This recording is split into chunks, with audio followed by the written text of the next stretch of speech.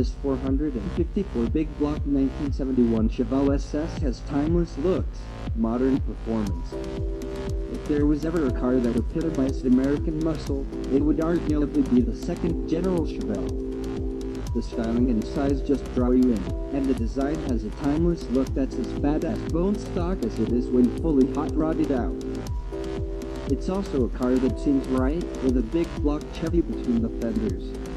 Well, in the case of this 1971 Chevelle SS owned by Jerry York, we would have to say he nailed it in terms of looks and choice of metals. The Chevelle is a great combination of classic styling with just enough massaging and aftermarket parts to set it apart from the crowd. But like all cool cars, it was quite a journey to get from point to the finish line, and it was a process that York had done many times before. I've been building cars since I was 13, so that's 55 years of wrenching, York said.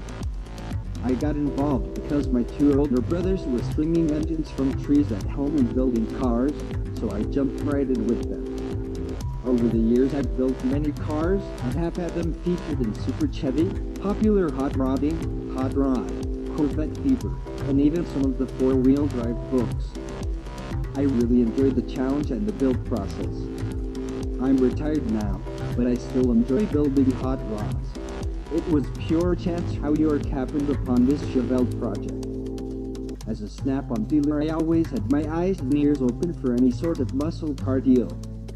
I saw this Chevelle at Prime Bay Auto Body and witnessed the car progress over the course of the year as Steve Marto replaced most of the sheet metal and painted the car. Marto moved on to another job out of the area, and the Chevelle vanished from the shop. Fast forward 5 years, and Marto was back at one of the shops I serviced. I asked him about the Chevelle, and it turns out the Chevy was stored in a rented garage about a mile from my house. No engine or trans, but the paint and body looked great. York tracked down the owner of the stalled project, who said he had over $25,000 in the bill. The deal was struck for $15,000, which included a complete interior not yet installed, and just like that, York had his next project. Starting off with the paint and body work already done is a real time saver, but life is rarely that easy. The car was put together and running when the needle and seat hung up in the car, dumping fuel and starting a fire. York got the car out of the garage and the fire put out, but the damage was done, so he pulled the car back apart and had his buddy, Steve Whiter of High Grade Auto Body, repaint the car in PPG Deep Black. This time around he decided to up the detail level of the car a bit. The area around the engine compartment was welded, smooth, and polished to perfection. The 454 big block, built by Lab Machine, was given the same level of attention. Internally it's a 0.30 over mill with a stock steel crank, comp star forged rods, and Viesco pistons good for a 10.5:1 compression ratio. The hydraulic roller crane cam came in at 242 duration and 0.632-inch lift, while polished Delbrook 454 arc heads are bolted to the short block with arc fasteners. The attention to detail on the engine really makes it stand out. For example, there was over 25 hours of grinding and sanding done on the Bridgix dual planing tape before it was shot in Chevy orange paint. A time-consuming process done to many of the parts on the Chevelle. The accessories are mounted by way of a vintage air front runner kit from Detroit Speed, and the big block is chilled by a cool radiator with a 19-inch electric fan.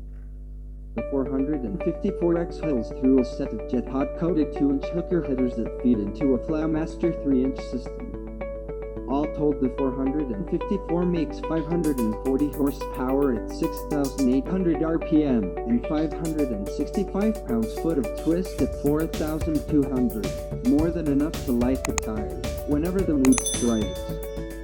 Backing the 454 is a TCI 200R trans feeding into a strange S60 rear with 3.54 gears and a track-lock seat.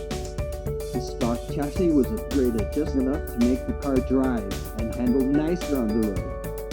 Up front there are Space Performance adjustable tubular control arms, a CPP close ratio steering box, and a Hotchkiss sway bar.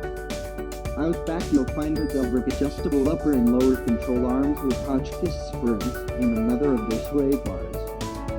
4-piston Wilwood calipers clamping on 12-inch rotors were added to all 4 corners. The body rides on 18x 7-inch front and 18x 10-inch rear Bose wheels wrapped in Mickey Thompson Sportsman Redline tires. York prefers a more classic look, so much of the white pearl interior is a stock style from Cooley. The dash was wrapped in black leather, and odometer gauges were added to keep track of the Chevelle's vital signs. To keep everyone entertained between burnouts, there's an Alpine audio system and a vintage air system to keep the heat in check during the summer. Clean, classic, and timeless are good terms to sum up the overall look. I feel lucky to have had an opportunity to do what I love, and I have to thank my wife, Dee, for 40 years of her patience and understanding about my passion, York said. The car came out just the way I envisioned. He's had the Chevelle at shows and has picked up quite a few awards, but driving the big block Chevy is the best prize he's gotten from this undertaking. We asked him if there was anything he would change about the build, but the only thing I would do differently is the paint color. It looks beautiful, but black is a terrible color in terms of upkeep. Well, we're sure glad we painted it black. Then again, we're not the ones who have to maintain it.